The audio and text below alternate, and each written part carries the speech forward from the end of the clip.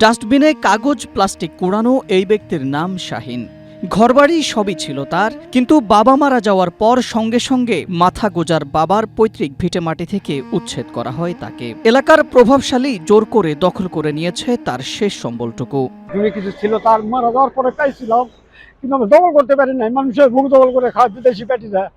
আমরা গেলে আমাদেরকে মারপিট নানান কিছু ভাষায় প্রকাশে কথা বলে, আমরা ভয়ে তারা সে দূরে দূরে থাকি, কেস মামলা করতে পারি না। আমাদের কোনো নিজস্ব কোনো অর্থ নেই। অর্থ না থাকার কারণে তো আজকে আমরা পথের ভিখারির মতো, ওর বাচ্চা নাই, রাস্তায় পড়ে থাকি, আমাদের কেউ নেই। গোলসেন্স গ্রুপ আপনাকে দিচ্ছে 5 স্টার হোটেল ওনারশিপের সুযোগ। বিস্তারিত জানতে স্ক্রিনে দেওয়া হোয়াটসঅ্যাপ নম্বরে এখনই কল করুন। ভিটেমাটি হারিয়ে ঢাকার ধামরাইয়ের একটি ডাস্টবিনে প্লাস্টিক আর কাগজ কুড়িয়েই চলছে অসহায় শাহিনের জীবন। পেটের দায়ে ডাস্টবিনের ময়লা আবর্জনা থেকে কাগজ আর প্লাস্টিক কুড়িয়েই চলছে পরিবার নিয়ে বেঁচে থাকার লড়াই। বৃদ্ধ মা আর স্ত্রী সন্তানদের জন্য একবেলা খাবার জোগাড় করতে পারলেও দুবেলাই ক্ষুধা পেটে নিয়ে থাকতে হয় তাদের।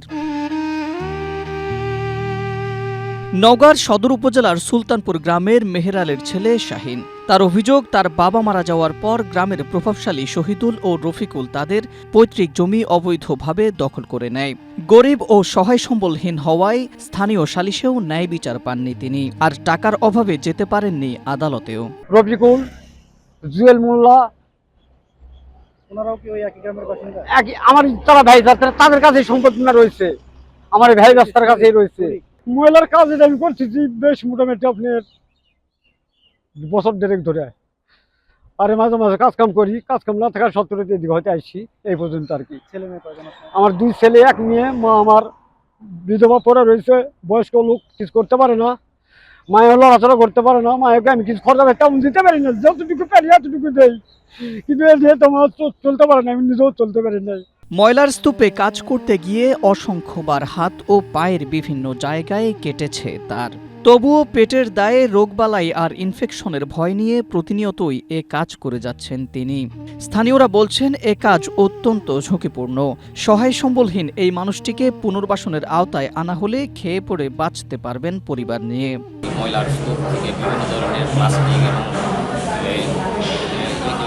জিনিস বা গাছ পাওয়া এই ধরনের নিয়ে চলাচল করে, নিয়ে সে বিভিন্ন জায়গায় বিক্রি করে এবং সে এগুলো দিয়ে তার জীবন নির্বাহ করে। এই জন্য আমি সরকারের কাছে আবেদন যে এরা যেন একটা এদের সুযোগ সুবিধা পায়, এবং এটাই আমাদের সরকারের কাছে আবেদন। প্রায় দেখি ওই যে ময়লার আবর্জনা যে এই জায়গাটা আছে, ওইখানে একটা মুরব্বী কাজ করে। তো ওনার যে জায়গাটা কাজ করে অনেক দুর্গন্ধ জায়গা একটা, মানে ওইখানে কাজ করলে দেখা গেছে ওনার শরীরের জন্য অনেক খারাপ একটা জিনিস এই বিষয়টা। এটা যদি সরকারের কোনো পদক্ষেপ নেয় তাহলে ওনাদের জন্য ভালো হবে। তবে এমন মানুষদের জন্য সরকারি সহায়তার সুযোগ আছে বলে জানান ধামরাই উপজেলা সমাজসেবা কর্মকর্তা। যারা নিরাশ্রয় ব্যক্তি বা অসহায় দুস্থ ব্যক্তি যারা ধামরাইতে বসবাস করে, তো এক্ষেত্রে আমরা তাদের সামাজিক নিরাপত্তা কর্মসূচির অধীনে তাদের বিভিন্ন ধরনের সেবা প্রদান করতে পারি। বিশেষ করে আপনি জানেন যে সামাজিক নিরাপত্তা কর্মসূচির অধীনে আমাদের বয়স্ক ভাতা, বিধবা ভাতা, প্রতিবন্ধী ভাতা বা অনগ্রসর জনগোষ্ঠী, দুস্থদের আমরা বিভিন্ন ধরনের ভাতা প্রদান করে থাকি। এদিকে প্রভাবশালীদের দখল থেকে পৈতৃক ভিটা উদ্ধারের জন্য নওগাঁ সদর আসনের এমপির কাছে সাহায্য চেয়েছেন তিনি। ক্ষমতাশালীদের দখল থেকে এই অসহায় মানুষের পৈতৃক ভিটা উদ্ধার হবে নাকি ময়লার স্তূপেই চাপা পড়বে তার জীবন, সেটি এখন দেখার বিষয়। Desk report, Asia post.